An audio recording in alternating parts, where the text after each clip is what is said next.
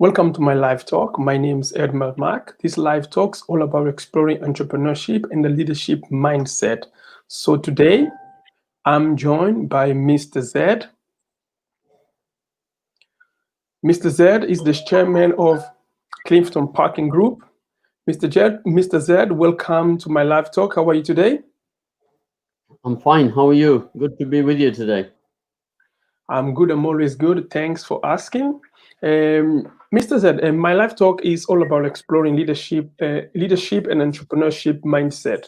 So I know you, and when I look at what you do, I thought you were the best person to come right under this time to share with us some of your accomplishment as a company and inspire us, teach us, and share some ideas, especially when it comes to what established business can do to energize young people into entrepreneurship. But before we get into that particular point of our talk, we just want to know you a little bit more. So build an image about you. So to help us to to understand and know you, when I was preparing for this live talk, I was doing some reading about you and what I already know about you. And it was hard for me to come out with a simple sentence or one sentence to describe you. So my question is, how do you describe yourself? Of course, first of all, I'd like to thank you for selecting me out of 7.5 billion people in this world. You chose me to come and join you. So I'm honored for that. I've got to thank you for that. But how it's not how you describe yourself, it's the actions that you have done that people will describe you, right, as what you stand for.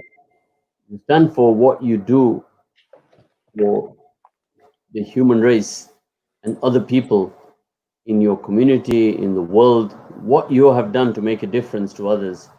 And if I was to describe myself, I would say, well, I'm a kind of a person who lives for making a difference. I am mad, MAD, mad, which means in my world, it means make a difference. How's that?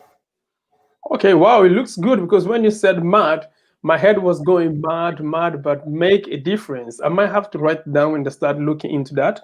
And another question that I ask to help me to build a picture of yourself is how do you define success, and if you consider yourself a successful man? People generally, we live in an 80-20 world, right? Where 80% of the people are following each other like sheep. Mhm. So people will define success with the clothes you wear, the car you drive, the success they define it with money, which is not quite true. Success can be described in many, many different ways, right? If you went to school and you are now 20, 30 years, 40 years later, still meeting the friends that you were at school with, that in itself is a success because every 10 years, your mindset changes, your financial circumstances changes, your city that you live in may change, and so many changes will happen in your life. And success in each decade is going to be different. So I'm saying if you want to define success today, your success comes from what you have done for another to make them successful. Then you know that you are successful. Because if you think you are successful and you have done absolutely zero for nobody out there, then you are not successful. You are living in a world of self enrichment. And that is not success in my view. In my world, that is not success. That is Mhm. selfishness, greed. And that is a person who lets money control him. So success is not to be associated with money. Success is what you do for others to make a difference to them. That is how I define success. Okay, thanks for a good definition about that. And my last question about getting to know you and what you think and your perspective. Um, can you share me, if possible, three the most important thing in life for you? Of course, again, we go back to the issues you asked earlier on, right? Is that Yeah. the relationships that you build, that is what defines us with our journey of life. Your intelligence is what's going to define you, right?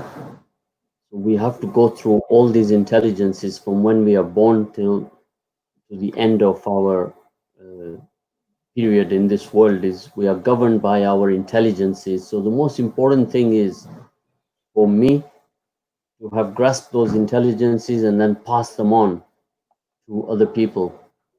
So what I'm saying is that the most important thing is if you have knowledge, we call it KIP, knowledge is power. You can't take it with you. You have to pass it on to other people out there. So whatever success you've had, you got to share that in idea and inspire many, many young people out there, especially in this pandemic time now. The times that lie ahead are going to be very, very, very critical. Mhm. Okay, thanks for shining us about the time we come in. So another thing is you leading the company now. You the head of the company, and most of the people they know you as the head of the company.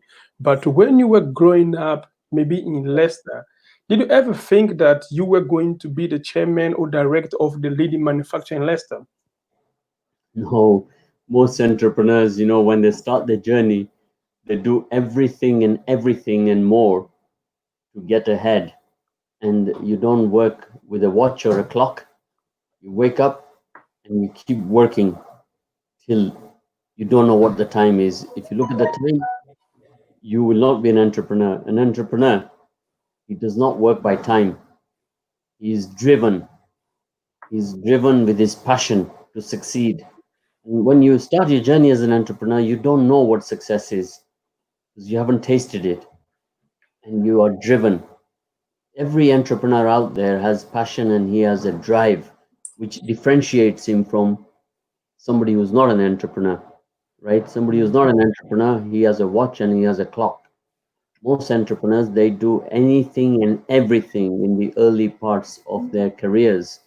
So you could start a business idea at 16 and you've lost money, and 17 you've started another one, and so on. By the time you're 20, you have experienced failure, and then with hardship comes ease.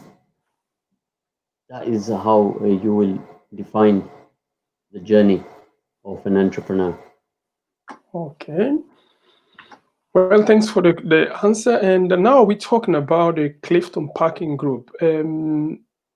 For many people who doesn't know or never heard about the company,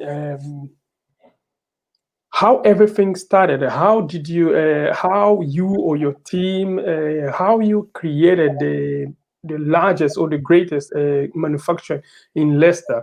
Was it a family guide, or you just started playing, then he became the biggest, how it is now? It's like most immigrants in this country who have come here in the 60s and in the 70s, they've had a very similar journey. They start working in a factory or they get any job that is thrown at them.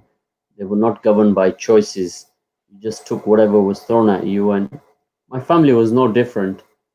And the difference is with the immigrants was that if you lived in one house, you had four people working and all the money was put on the table and you grew your family with the finances that were coming on the table every Friday. So we were no different to any other family. So that's the journey of most of the immigrants who came here in the 60s and the 70s from various countries all over the world. And we started our business in 79, 80. We were just primarily working for another company for a year or two. Then thereafter, we said, we'll do this ourselves. We will buy and we will sell. And the difference was the profit. Of course, back in those days, you would have a handshake and you'll get a credit. Those days are gone now. Now, nobody will give you a pound of credit. They will straight away check your credit rating and they will then decide if they're going to give you a credit account or not. So it's different now. But the journey starts like that with the people who started back in the 80s and 90s. But I would say after period 2000, the X generation, there is no credit given like that to anybody on a handshake. The concepts have changed now in business. The world has digitized, and the social media has taken a lot away from the old ways. So everybody has to ATC, adapt to change. ATC. Yeah, adapt to change. That is the way forward. Everybody has to adapt to change. If you are an entrepreneur, you're a doctor, whoever you are, if you don't do the ATC, you are going to get absolutely hammered. You're going to get stuffed. You're not going to get on in the times that come ahead. So every day you have to do the ATC, every day. So we've seen in the last 3 months, the pandemic, how it has changed the whole world. The world will never be the same again. It will take 20 years before we see yesterday. It's no more yesterday. A new normal today is going to be for all of us to adapt to change. There has to be new jobs, new industries, new ways for people to move forward with their careers in entrepreneurship or in business. All of the people who are listening in right now, I just want them to look around your shopping mall and understand the difference between your shopping mall today and look at Amazon and look at the online businesses, how they've taken over the whole world. In this pandemic time, while all the shopping malls are closed, these online businesses are absolutely making millions, money they've never seen before. So the world will move forward to be totally digitized in every area of your living life. Mhm. So when you started, you said now it is harder than what used to be before.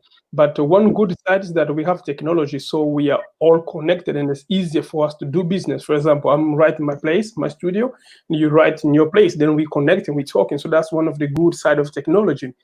But another downside is that now to get credit to start a business or to help to boost entrepreneur, it's a little bit harder than what it used to be before.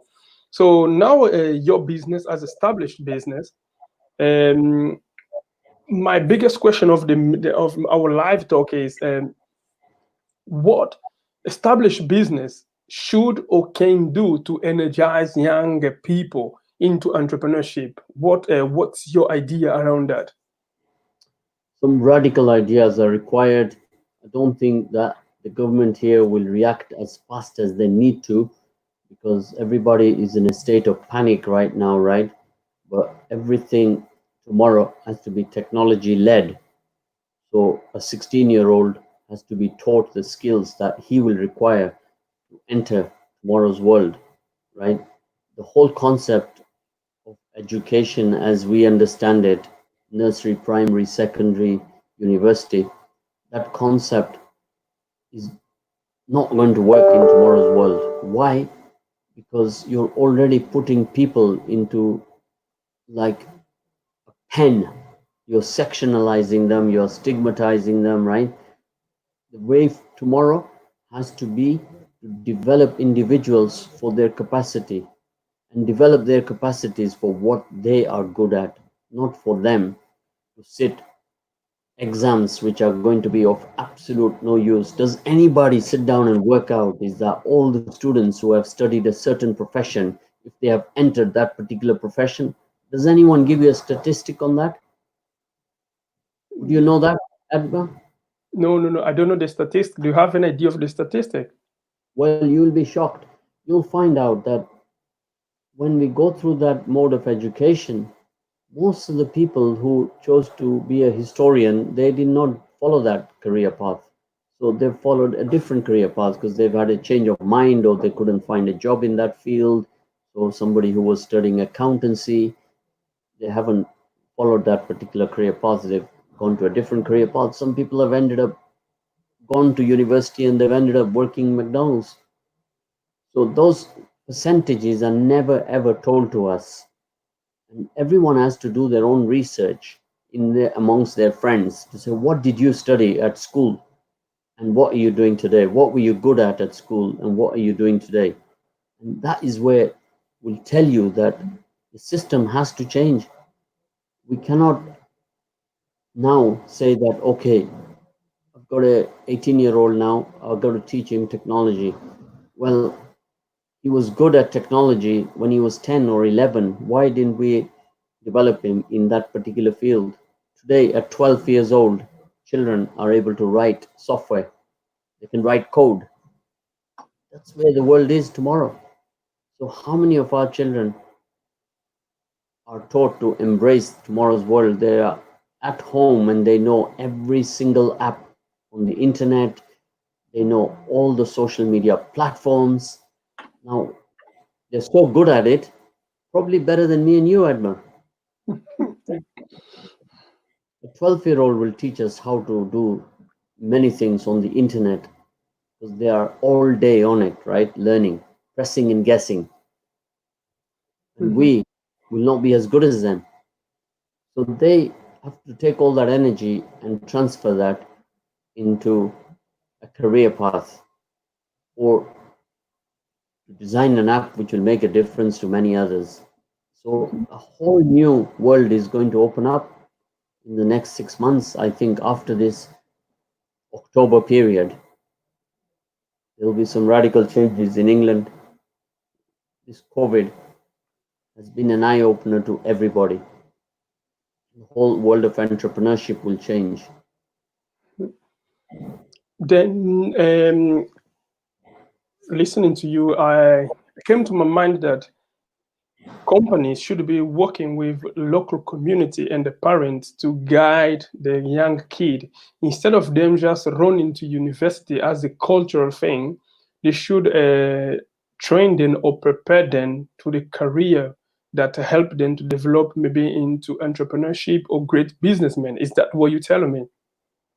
Of course, when a university student comes to me after 3 years and they come with a degree in my office, in my organization, and I tell them that in 3 months, I'm going to teach you the practical world of life, of your profession, that you did not learn in 3 years in university. And many cases, I would say 80% are like that, that in 3 months from me or my company, the mentorship that we put them through, we teach them that. Now, many of the people who come to work for me, I said, don't come here to work to wait till your pension. Here, you're coming to learn and you're going to learn. I'm going to be a very harsh teacher for you. I'm going to teach you, right? That in 2 years' time, you will go up the ladder. And this is how you're going to progress with knowledge. And that is what all of the employers should take on board today. To be an employer today and you're an entrepreneur is not only just to keep people employed, every part of your business, every single employee, your middle tier managers have to be taught to develop the younger people that have joined the company. So it all starts at the top. If you set the correct precedences at the top,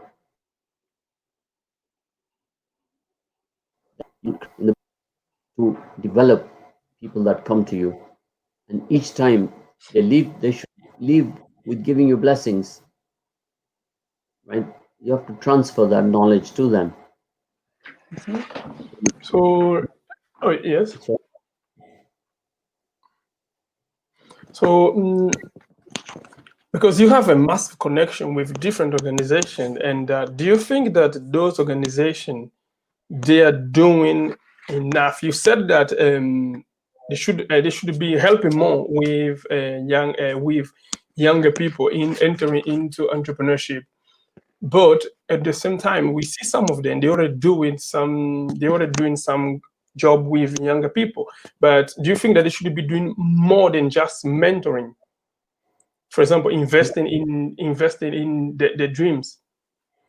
The thing is, Edmar, if you say there are 15 people in a room, right? You can't just walk in there and say all 15 are going to become entrepreneurs, right? An experienced person like me will be able to spot two, three of them, select them, and bring them on my table and start mentoring them, teaching them. So you do one-to-one with them, and then you can find out, get deep into their minds as to what they want to do, what they want to experience. Then you move forward with them. The others have to be taken care of. Maybe somebody wants to be a doctor. So the way forward is all the professionals in the business, in the whole wide scope, has to take on board this mindset that it's our responsibility to empower our children and your children and his children and his children. That's the only way we make a better community. Look at the communities, how diverse they are today. How many languages do you think are spoken just in one city today?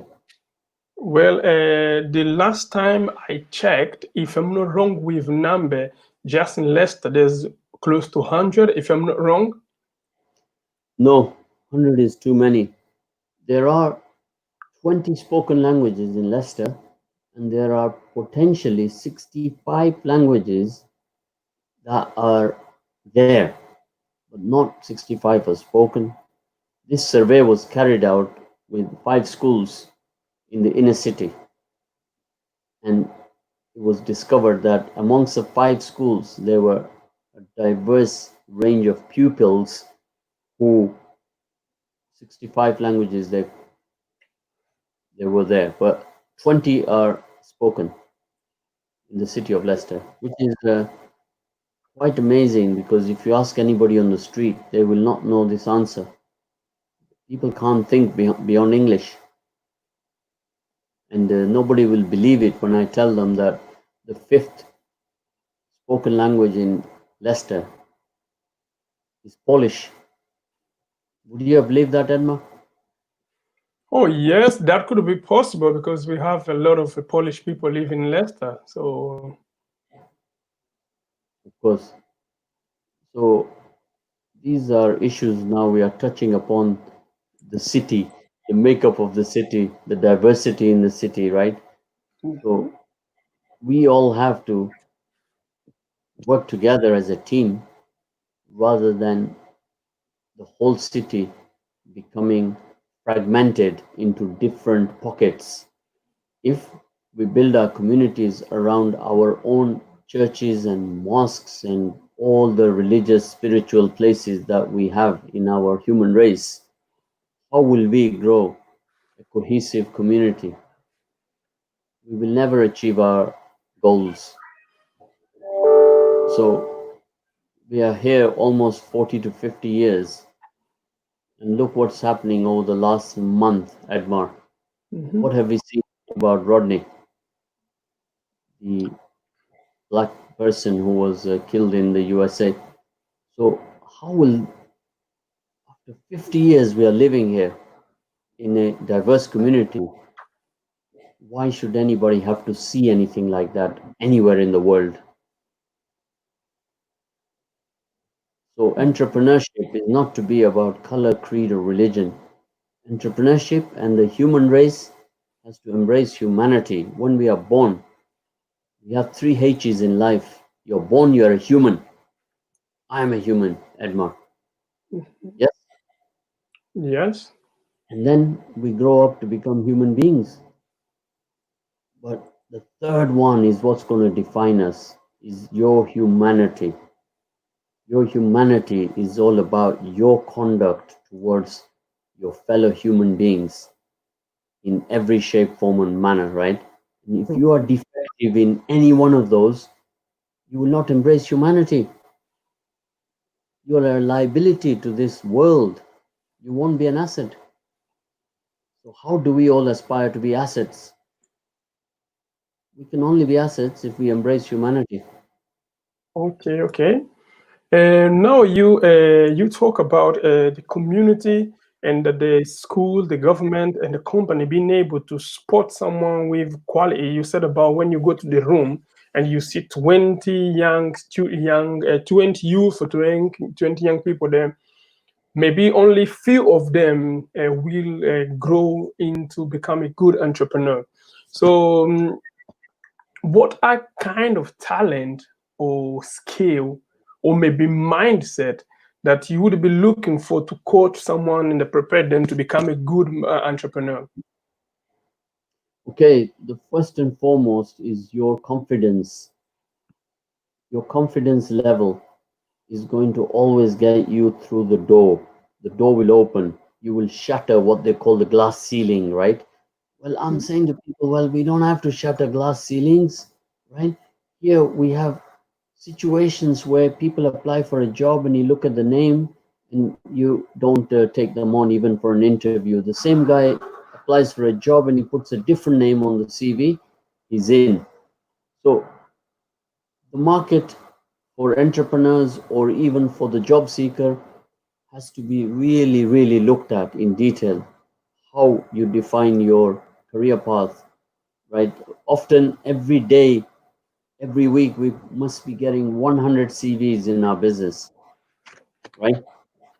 Mhm. And you can see some CVs and you will not even look at them, not because of the name, but for example, you will see a CV that the person is applying for the wrong job. Why? Because this is the condition of job market at the moment. More and more people are on the market now.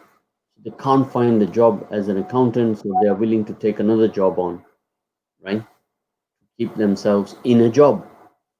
So you have to look at people and you have to see if you can adapt them or you can't adapt them. So this is the skill that is required of an experienced entrepreneur, or he has to pass that skill on to his team to ensure that you're meeting the right people out there. But confidence is number one. If you are not confident, you are in trouble. You've got to be able to apply yourself, get through that door, and talk with confidence. And knowledge is very important, because sometimes you might be confident, but you might have no knowledge. So these two together, they work as a team. That's why we call it the KIP, knowledge is power, right? Mhm. Very important. Okay. And for example, there's a young man. He wants to be in the field. He has a knowledge, but he does not have confidence, especially in the area when it comes to do with entrepreneur. So do you have one particular way he can develop his confidence? For example, let's say someone's watching us. We have a few people watching us right now, and then one of them decide, okay, I want to try in Clifton Parking to see how I can develop into my entrepreneur and the program you're offering. So, but he doesn't feel very confident. So, what's one thing he should be doing to start developing his confidence before he goes to you? If he came to me, I would start his journey at even to sit on my reception, where he's meeting a delivery driver, he's meeting different people, he's answering the phone, and he's learning communication skills. So social intelligence is very, very important, right? This is Mhm. when we go through our journey of life, we embrace different intelligences, don't we? Right? And if you don't embrace that particular intelligence, it will stop you progressing further, right? So if a person comes, that's where I will teach him first. Look at him, see if he's lacking confidence, then you teach him the social intelligence, and then you build him up from there. It's called a program of capacity building an individual to their strengths. Mhm. Yeah, so now you get someone, then you prepare them, and they are ready to be into the industry, to lead and do whatever they want to do. Do you have any experience? You don't have to mention the name of anyone who went to your company, and then now they made a great change that they are no longer, maybe they're no longer in your company or they're still in your company. most of my staff, when they come, they are there for a long period of time, and they there for a reason is that they have been empowered, they are put into a position of authority, they have the right money, and they then are able to develop other people. But sometimes we work in a very fast environment that we are not able to allow the time in our company for developing the younger people when they come, because you almost are babysitting them. You understand me? Yes, yes, yes. When a younger person will come, say they are 18 years old, right? The best place we start them off is at the reception, and we build them up from there and progress them. So there might be a list of 100 jobs, which tomorrow will drop down to 50 jobs, because the way we are digitizing, the whole world is digitizing, right? So it's taking out a lot of the labor part of the business in every business. If you don't embrace technology, then you're going to get left behind and you will have problem. So the young people, when they come out from university or when they're 18 years old, one of their biggest problems is the social intelligence. They may have academic intelligence, but they fail on social intelligence, their communication skills, their body language, all that has to be mentored. You with me? Yes, yes, yes. I'm listening to you. I'm listening to you, and I'm just thinking in my head, because Mhm. usually we go to school. We go to school. The idea, what we've been told, is that going to school to learn, so you can be someone in life. You can get a good job and get a good grade and get a good job. Now you're telling me they have academic skill, which is good, but they don't have essential. Then it comes to my mind, maybe there's some change that needs to be made, maybe with school itself or the person taking the school. So that's why I was thinking, yes, maybe there's something that I have to consider when I start making my next move in life. And now we talked about your company, how to help entrepreneur, all of that. Mm, but I also know that you have a lot of personal projects you do, which I call them giving back to the community. So, and when I was reading about you, I found out that you have a project called Team, if I'm not wrong. Yeah, Teams is a charity we founded. It means together everyone achieves more success. And within this charity is the entrepreneur, developing entrepreneurs wing, which I take care of myself, and also developing other organizations and giving them platforms, giving them a structure. So this is what it's all about, is that if you create community organizations, and I pay particular attention to organizations who want to work with all the wider human race. I keep away from organizations which are very, very focused on their own flock, right? I don't like to work with them because it's not what I believe. I believe that we should create platforms for all the human race so everybody can embrace, right? Otherwise, for the next 50 years, you're going to sit here and keep saying Black Lives Matter, like what we have seen in the last month. I don't Mhm. know, all the listeners right now listen to Michael Holding. He was an ex cricket player, he's retired now. And he gave a very good example, what you asked about earlier, what we learn at school. And he said at his school, they taught him that Edison made the light bulb, but they never told him that the filament inside the light bulb was made by a black man called Lewis. They never wrote that in the book, or the teacher never told him that, and he learned that himself after he left school. So we were talking about schools, what you learn. There's more knowledge to be learned outside of the school. The school just gives you the foundation of education. It doesn't define you for tomorrow's world, right? So if you cast back into your own school, what you were doing when you were 12, 13, 14, 15, 16, and you wanted to be an airline pilot and what you are doing today. That same thing happens at university, what people wanted to study in university and what they are doing today. Mhm. So then, so your charity is to break the cycle, to bring people to do what they want to do instead of doing what the culture or what the line is just following. Is that is the main idea of your charity? Exactly, yeah. That's the vision, is to capacity build individuals, to take them forward in their career paths and create something that's going to be an asset, right? So I like to think that if I empower somebody, then the chain of empowerment carries on, and that's how it works. Everything in life is like, if you work backwards, I am large, you are medium, and then after you is small, right? So the knowledge I pass on to you, you pass it on to somebody who's 12-year-old, and that's how the cycle is. So Mhm. the cycle of goodness carries on. You with me? Yes, yes, yes, yes. Hmm. We progress to a better society, right? So right now, you've seen, to have a powerful engine of prosperity in your community, in your work conditions, right? With the diverse community that we live in. Do you honestly think we have that in our city right now? I have not made much research into that field to know how is it in our community, but based on your experience, what do you think about it?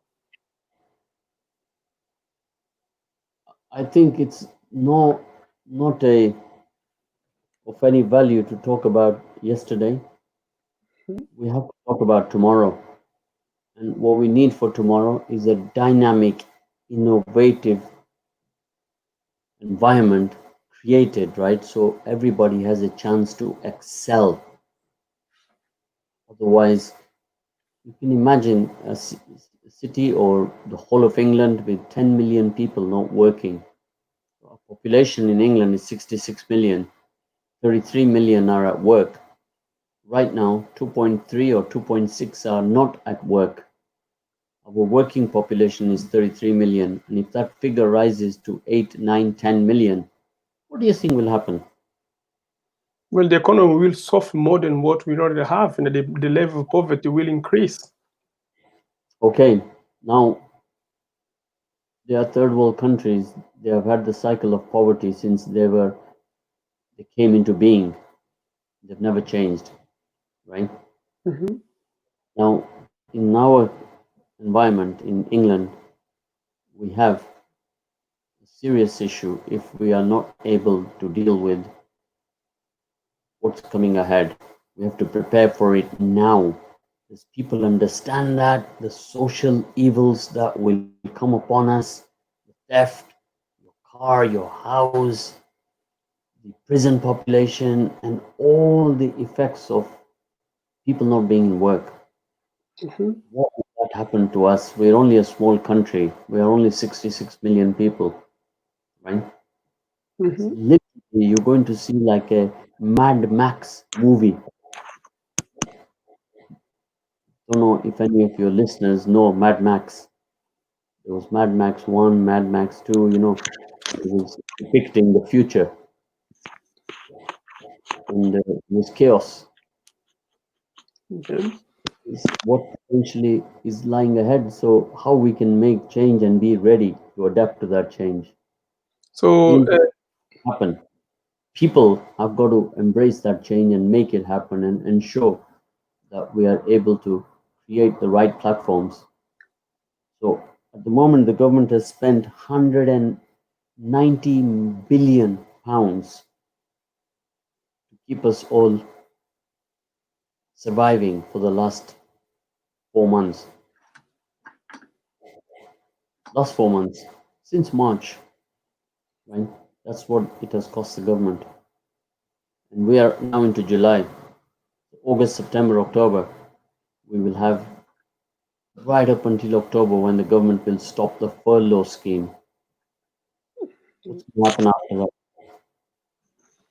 so Listening to what you're saying, is it not a good opportunity to start raising and training some new entrepreneur? Because some people, they might have a lot of skill.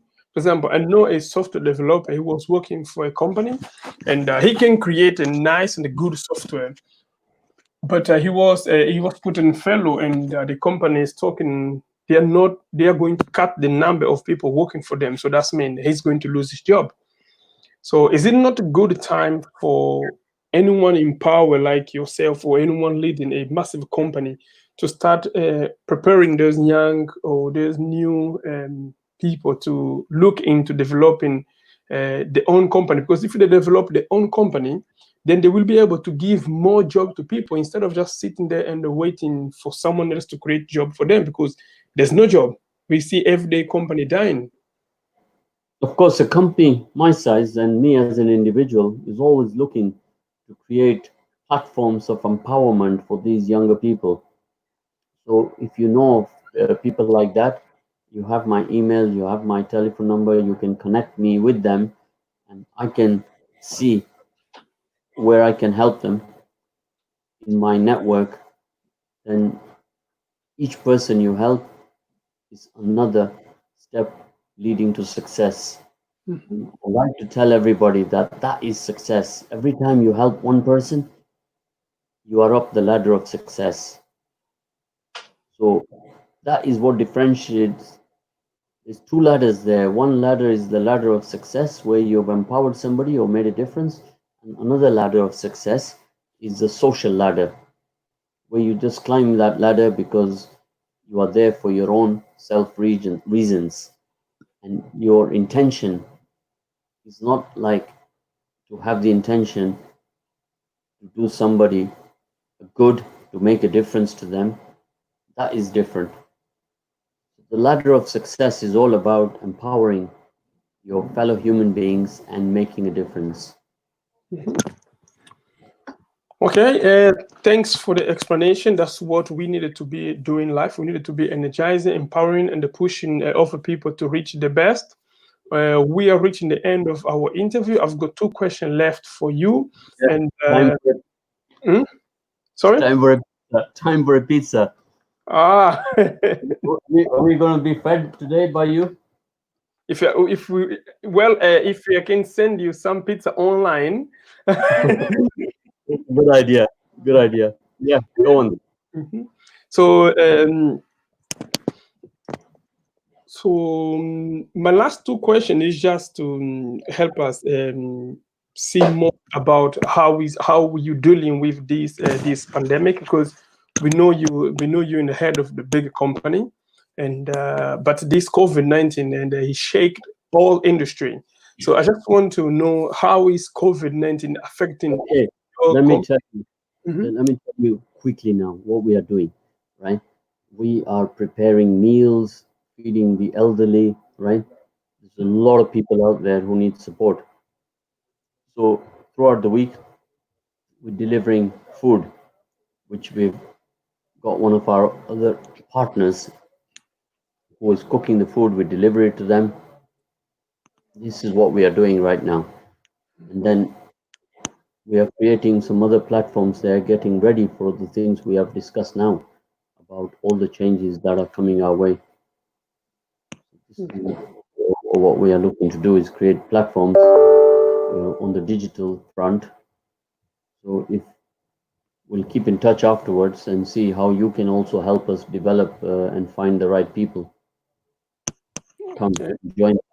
One of our most innovative projects we are doing is creating platforms in the third world for other countries, like in the West Indies, in India, in the sport playing cricket countries, Yeah. feeding the poverty stricken people there. Mhm. Sure, Yes. I'll tell you more about that uh, next week. Yes, I will be more than happy to take part in that, and continue creating a change to help people. And my last question to you is, before you go, because I know our time is about to close. So, what's your personal advice for young people who is planning to make change, especially trying into entrepreneur area. And the second part of the question is, what is your greatest pleasure in life? Exactly that. Get them out to meet and engage with businesses and go forward. Otherwise, they're sitting at home doing nothing on the internet, wasting everybody's time. They are a liability. We need assets, not liabilities. If you want to be an asset, contact me. Otherwise, don't waste my time. I don't want any BWOTs in my circle. BWOT. What's BWOT? Big waste of time. Okay. That's what. Yeah. Mhm. And yes, so and another question the second part of the question was, what's your greatest pleasure in life? I don't know if you want to share it with us. Empowerment. That's what it's all about. So that's the message. Empowerment, yeah. Okay. Well, thanks, Mr. Zed, for sharing all of this great advice with us. So, if you want to change according to Mr. Zed experience, don't be BWOT, big waste of time, because it is no longer time to play. So long as it's a time for us to make change. It was great having you sharing all of your experience with us, as Mr. Z offered. If you have any business idea and you think that business idea will make change to the community, to yourself, and to your family, and Mr. Z is offering to maybe coach or mentor you or give you a hand to see how you can make better of yourself. That's the end of our interview. I don't know if you have any last consideration to make. Well, I look forward to seeing you again, Edmar. Thank you very much. Okay. Thanks for being Take part care. of my interview, and I look forward to have you in the future. Bye. Take care. Thanks for being part of my interview today. We spent some time with Mr. Zed. He's the chairman of Clifton Packaging Company based in Leicestershire. We shared with him what some organization or all organizations should do to energize young people into business and into entrepreneurship. Be with us on Sunday. We will be bringing someone also in Portuguese to talk to us about entrepreneur and all of that we can do to change our life.